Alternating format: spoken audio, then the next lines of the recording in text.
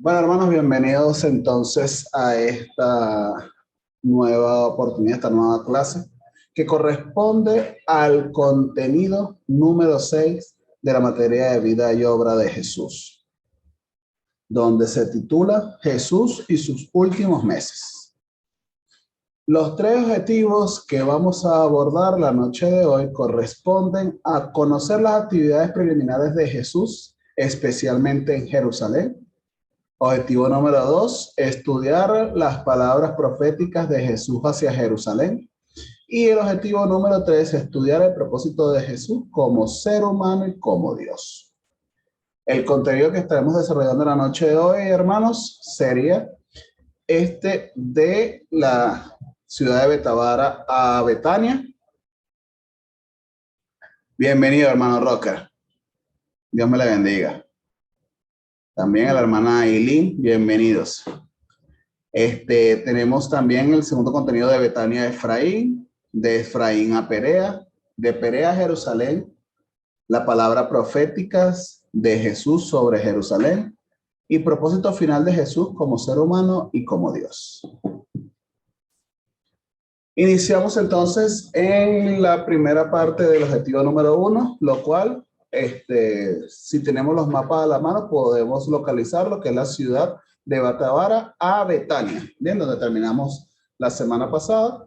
Y entonces vamos al primer punto que corresponde y se titula la resurrección de Lázaro. Bien, esto lo encontramos en la palabra de nuestro Señor en Juan 11 del 1 al 46. Donde Jesús se encontraba en Betavara, al otro lado del Jordán, cuando se enteró de la enfermedad que tenía Lázaro, el hermano de Marta y de María, de Betania. Podemos ver que la distancia que estaba era más de un día de camino, y por la urgencia del caso, era de esperarse que Jesús partiera lo más pronto posible para ayudar a su amigo. Pero eso lo vemos desde el entendimiento del hombre y no desde la del Señor, que sabía lo que tenía que hacer y sabía también que Lázaro, con su enfermedad, no era para muerte, sino para que Dios se glorificara. Jesús tardó 4 días en llegar a Betania y se presume, como ha pasado anteriormente y lo hemos expresado en la clase, que lo principal para el Hijo de Dios era llevar el ministerio conforme a la voluntad del Padre y que todo tendría su tiempo, sabiendo que Lázaro estaba solamente dormido, y le menciona a sus discípulos que lo iban a despertar. Podemos ver en esta porción de la palabra que ya Lázaro estaba muerto, sepultado. Y las dos hermanas completamente desconsoladas por la situación dolorosa de perder a un ser querido, diciendo que si el Señor hubiese estado aquí, nuestro hermano no hubiese muerto. Vemos en esta palabra cómo Marta y María tenían una gran fe por el Hijo de Dios, que sabía que lo que pidieran a Dios, el Señor lo haría a pesar de que Lázaro estaba muerto. Es una fe inquebrantable, pero en la naturaleza del ser humano podemos ver que le dolía la pérdida, que tanto así Jesús también lloró y se compadeció de ese dolor por ser Lázaro como su hermano. Jesús con sus discípulos y todas las personas que acompañaban el duelo de Marta y María fueron al sepulcro de Lázaro. Jesús oró a Dios y ordena quitar la piedra, donde agradece primeramente a Dios y grita a una gran voz: Lázaro, ven afuera. Y es resucitado para la gloria de Dios, y que muchos seguidores del Señor como detractores presenciaron el poder de Dios en este acontecimiento y en este gran milagro. Muchos judíos creyeron en el Hijo de Dios al ver que tenía poder y la autoridad de resucitar a los muertos. pero seguimos viendo cómo estos líderes religiosos seguían ciegos ante tales milagros y desesperados por perder esa credibilidad entre el pueblo. Vemos también, después de esta circunstancia, de este acontecimiento tan importante, vemos que nuestro Señor con sus discípulos se retiró de Betania a Efraín. Esto lo vemos en Juan 11:54 y podemos ver este retiro de Jesús a la ciudad de Efraín, que es una región desierta, ya que no podía estar abiertamente con los judíos hasta que llegase su tiempo. En una situación que, bueno, que ya lo hemos visto y sabemos cuáles son las razones del por qué Jesús tenía que hacer estos retiros para poder alejarse de todo lo que le asediaba por parte de los líderes religiosos. Luego de esto, nos vamos de Efraín, que fue un pequeño retiro, hasta la provincia o la región de Perea, y donde vemos el ministerio de Perea, en cual lo podemos ver en la palabra de nuestro Señor en Mateos 19, del 1 al 2, y Marcos 10, 1. Recordemos en la clase pasada, hermanos, que Jesús había terminado su ministerio en la región de Judea. Y por no ser todavía su tiempo, se fue al otro lado del Jordán, a la región de Perea, donde duró 3 meses y medio en esa región, gobernada, por supuesto, con Herodes Antipas, pero sus habitantes estaban expuestos a ese gran sincretismo y por ende sus costumbres eran liberales en comparación a Galilea y a Judea, que eran más conservadoras.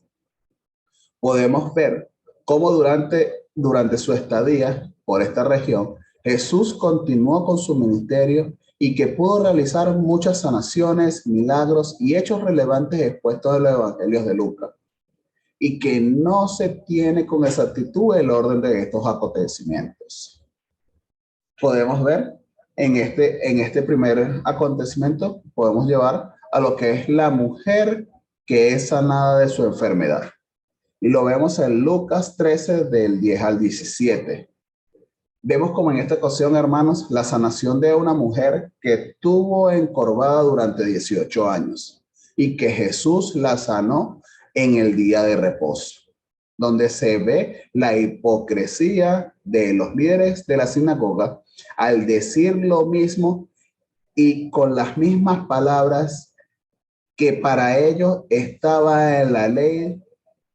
Pero nuestro Señor nos enseña y cómo desmonta todo discurso falso al decirle que es más importante desatar a sus animales para tomar agua en el día de reposo que ayudar a esa mujer que padecía por 18 años de esta enfermedad. Vemos también en otro aspecto, otra circunstancia dentro de la región de Perea, vemos cómo la explicación sobre el número de los salvos. Podemos ver esto en Lucas 13, 23, 30. Y en este punto particularmente vamos a leer la guía, lo que se encuentra en la guía, que lo consideramos que es de suma importancia y que lo expuesto es una condensación de este versículo, de estos versículos, de esta porción de la palabra.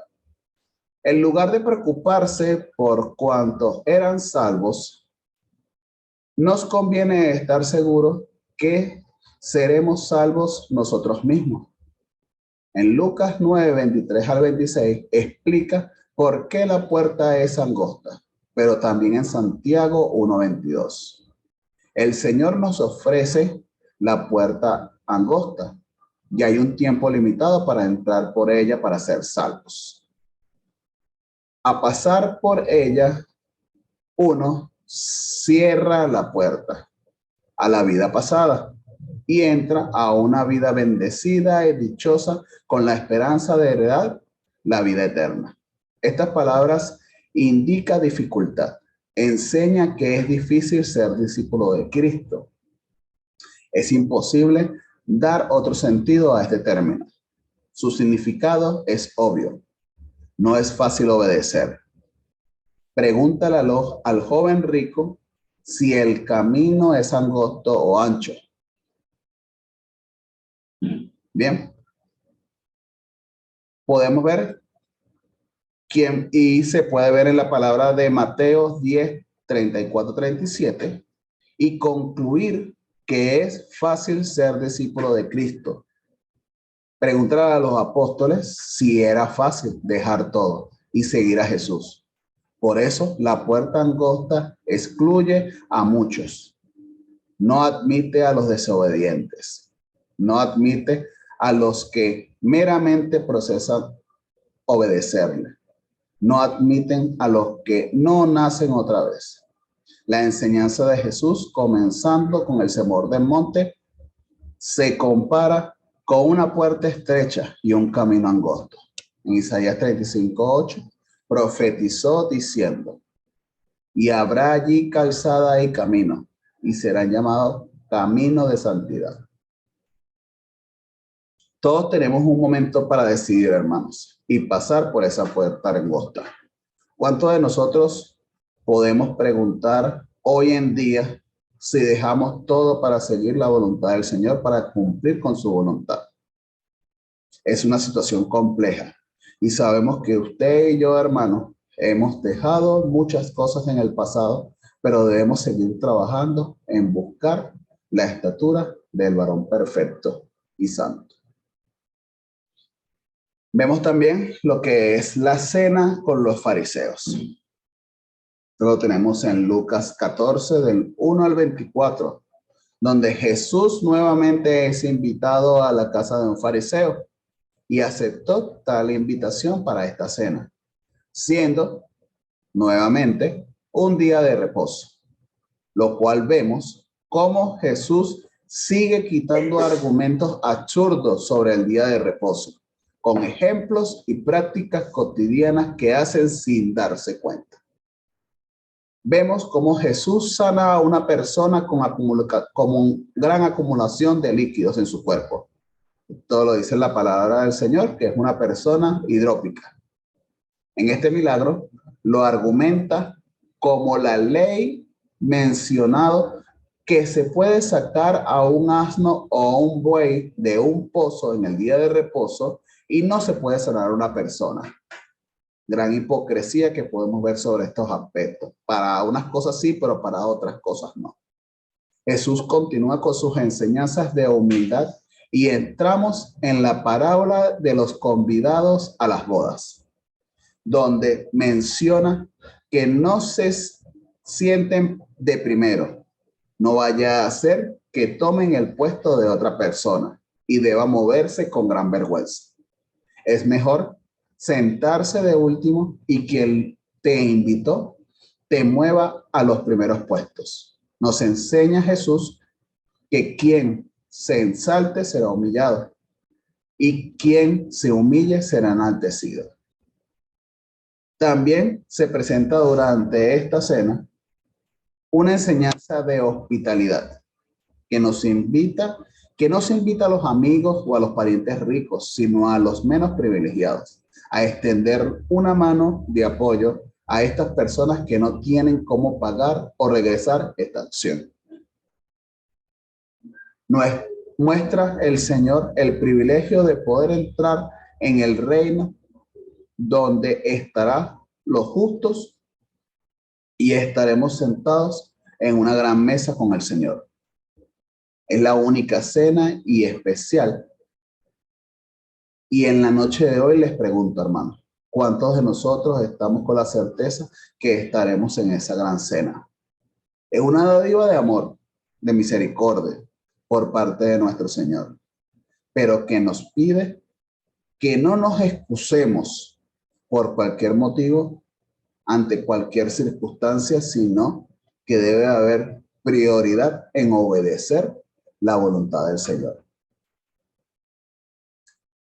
Continuamos con este paseo por lo que es este ministerio, que ya terminando lo que es el ministerio en la región de Perea, Vamos entonces a desplazarnos de Perea a lo que es Jerusalén. Y nos deja unas enseñanzas. Hermano de oro acá es así, es la autoridad, pero nos deja, no deja de ser humilde. Exacto, hermano. Así mismo, gloria a Dios por eso. Entonces vamos, continuamos con este aspecto en la primera enseñanza que nos deja entrando nuevamente a Jerusalén, en la enseñanza de calcular el costo. Esto lo tenemos en la palabra de nuestro Señor en Lucas 14 del 25 al 33.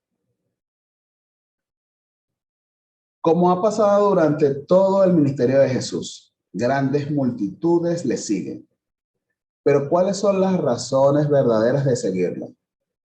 Para usted y para mí, ¿son por razones temporales o por algo específico? ¿O es que verdaderamente estamos dispuestos a dejar todo por seguirlo? Es donde esta enseñanza nos guía en darnos a conocer que no hay nada en el mundo que sea más importante que seguir a Cristo. Nos tocará aborrecer a familias, a seres queridos y hasta nuestra propia vida, hermanos. Porque para ser un discípulo de Cristo debemos despojarnos de todas nuestras decisiones y de nuestras capacidades y dejarlas ante la voluntad del Señor. Es una entrega total para dejar que comience la obra del Señor en nosotros. Y puede ser dolorosa al principio y soltar todo criterio alejado de los mandatos y designios de Dios. Pero, y tenemos que tener la certeza, hermano, que después de todo ese proceso habrá una gran recompensa. ¿Cuántos de nosotros estamos dispuestos a asumir el precio de seguir a Cristo? Es una pregunta que debemos reflexionar y asumirla como tal, hermanos, en la noche de hoy. Vemos también, continuando, vemos los que eran las parábolas dictadas en la región de Perea. Y vemos durante esas semanas en Perea, leemos y analizamos otras de sus enseñanzas por parábola y la manera que hablaba a la población menospreciada por los líderes religiosos. Y que a pesar de sus grandes murmuraciones, Jesús tenía un solo objetivo: llamar a pecadores y no a los que dicen llamar justos. Disculpe. Vemos cómo tenemos unas parábolas que muchos conocen y comenzamos con la parábola de la oveja perdida. Lo vemos en Lucas 15, del 1 al 7, donde nos enseña que habrá más gozo de conseguir a esa oveja perdida y hace la similitud del hombre pecador que se arrepiente, porque los justos no necesitan arrepentimiento. Vemos en la parábola de la moneda perdida, en Lucas 15 del 8 al 10. Y es algo que no sé si lo saben nuestros hermanos, pero la misma similitud que la anterior parábola es esta de la moneda perdida. ¿Por qué? Saben, hermanos, que cada parábola tiene dos versiones. Una con reflejando o con un ejemplo de un hombre y otro con el ejemplo de una mujer, pero que tiene el mismo mensaje, tiene la misma intención para los ojos del Señor, y que para reconocer y dar en su enseñanza que todos somos iguales y que las costumbres judías La mujer no se consideraba importante y lo hemos desarrollado en las anteriores clases, sabiendo las razones del por qué no se consideraban importantes dentro de la que es la sociedad judía y mucho más para los asuntos religiosos. Pero para Jesús sí. Entonces podemos ver en este de la moneda perdida, cómo vemos que a esta mujer, teniendo 10 dracmas, se le pierde uno, lo cual busca diligentemente, y es cuando consigue el dracma perdido y que tiene gran gozo por conseguir ese dracma, aún sabiendo que tenía 10 dracmas guardados. Entonces se hace la similitud y estas son comparaciones iguales en cuanto a lo que es la oveja perdida, hablan de un pastor en este sentido, y el mismo mensaje lo deja con la mujer que pierde un dracma. Entonces, vamos a ver mucho esto, hermanos. Si vemos en este espacio que hay un mensaje que es igual o muy similar, es porque tiene dos versiones. Uno con un ejemplo de un hombre y otro con ejemplos de una mujer, para tenerlo en cuenta. Parábola del hijo pródigo. Lo vemos en Lucas 15, del 11 al 32. Vemos cómo este hijo se aleja con gran imprudencia de la familia por, por un paso momentáneo, un paso temporal o un momento de temporal de abundancia por la heredad que le genera esa decisión, pero después pasó por grandes dificultades y vuelve a su padre arrepentido, y este padre con gran gozo lo recibe porque pensaba que estaba muerto, pero que ha revivido. Vemos también cómo el otro hijo, que siempre ha sido justo y obediente, le reprocha al padre por esta decisión, pero este le responde que debe estar tranquilo, ya que todo es de él, y esta fiesta es porque el hermano volvió y que ha revivido pensando que estaba muerto. Es un hijo que se había perdido y que ahora es hallado. Las siguientes dos parábolas nos enseñan sobre los bienes materiales y el buen uso de los mismos, cómo hacer amigos eternos por medio de ellos y depositar tesoros en el cielo. Vemos en ese sentido la parábola del mayordomo infiel en Lucas 16, 1 al 13. Nos habla de que nos habla realmente de cómo somos en la mayordomía. Hay dos opciones: ser fieles o infieles, sin importar en lo mucho o en lo poco, ser diligentes y servir a un solo amo, ya que no podemos servir a dos señores, y es una decisión estricta de servicio y de atención que todos debemos tomar en su momento. Vemos también lo que es la parábola del rico y Lázaro, que es la parábola del rico y Lázaro, que fue dirigida a los fariseos. Los hombres son depositarios de los bienes de Dios, le has concedido, y deben usarse en beneficio de los necesitados. El hombre que representa a los fariseos no era necesario un pecador vicioso, era más bien un ególatra que desperdiciaba y no sentía ninguna compasión por la gente desafortunada y miserable. No tenía el espíritu cristiano y nunca podría estar cómodo con Dios con los cristianos. ¿Cómo se hace la diferencia entre el hombre piadoso, ese hombre despiadado, disculpen, que no les importaba más que él solo y sus intereses, y quien es un hombre sencillo a comparación, el hombre sencillo, humilde, que tiene una gran recompensa en la eternidad?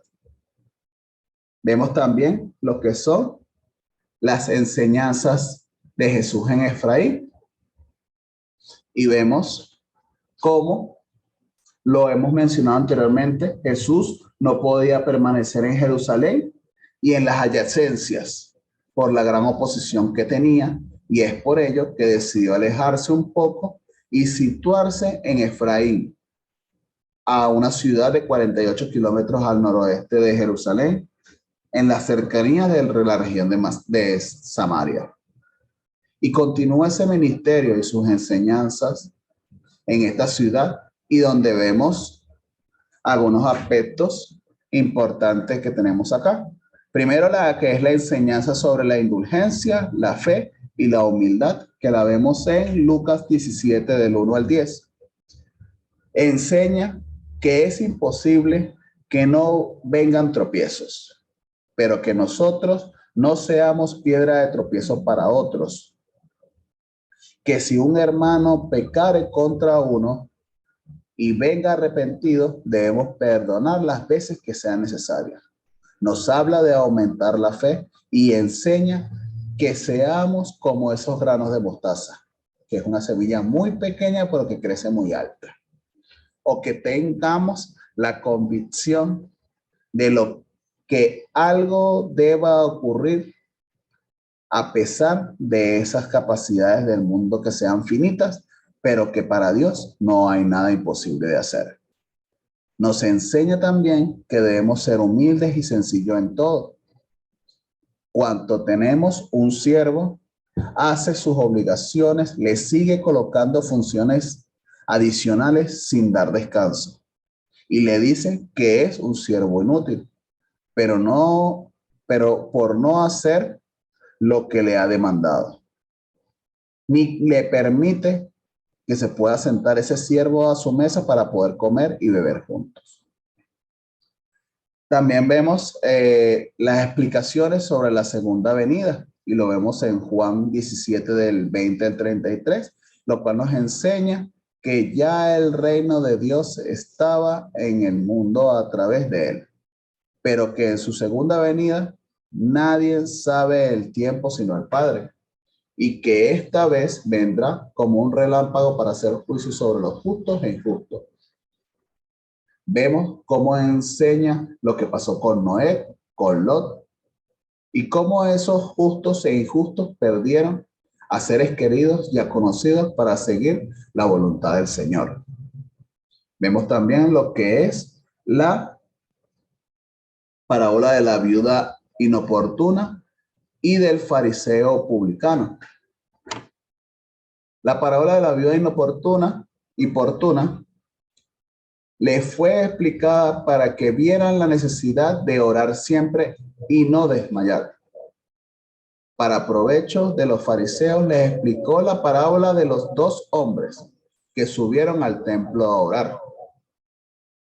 Uno era fariseo, orgulloso y ególatra, que puesto en pie oraba consigo mismo de esta manera: Dios, te doy gracias porque no soy como los otros hombres, ladrones, injustos, adúlteros, ni aún como este publicano. Esto no era una oración, sino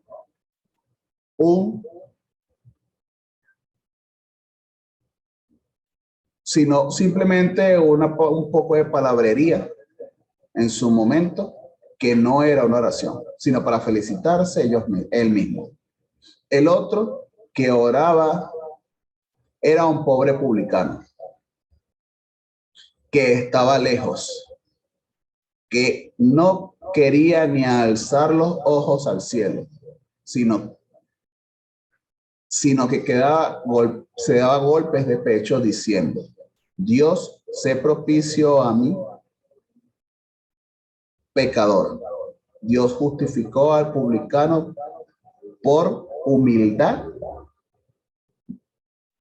desprecio propio y sinceridad. En cambio, rechazó las plegarias del fariseo por su satisfacción propia, orgullo e insinceridad. Los resultados de la oración dependen del que ora, de la naturaleza y de la petición del espíritu y la plegaria. Es importante ver esta diferencia de lo que era el fariseo, de cómo oraba, diciendo, yo no hago esto, yo no hago esto, yo no hago lo otro, pero realmente no estaba reconociendo lo que verdaderamente era en su naturaleza. Y vemos cómo este publicano fue enaltecido a razón de que no podía ni alzar sus propios ojos al cielo para pedir, y cómo él estaba arrepentido de todas las cosas que estaba realizando. Hermanos, vamos a conectarnos para continuar y terminar esta primera parte y bueno, y continuamos con este segundo segmento. 2 minutos y entramos nuevamente.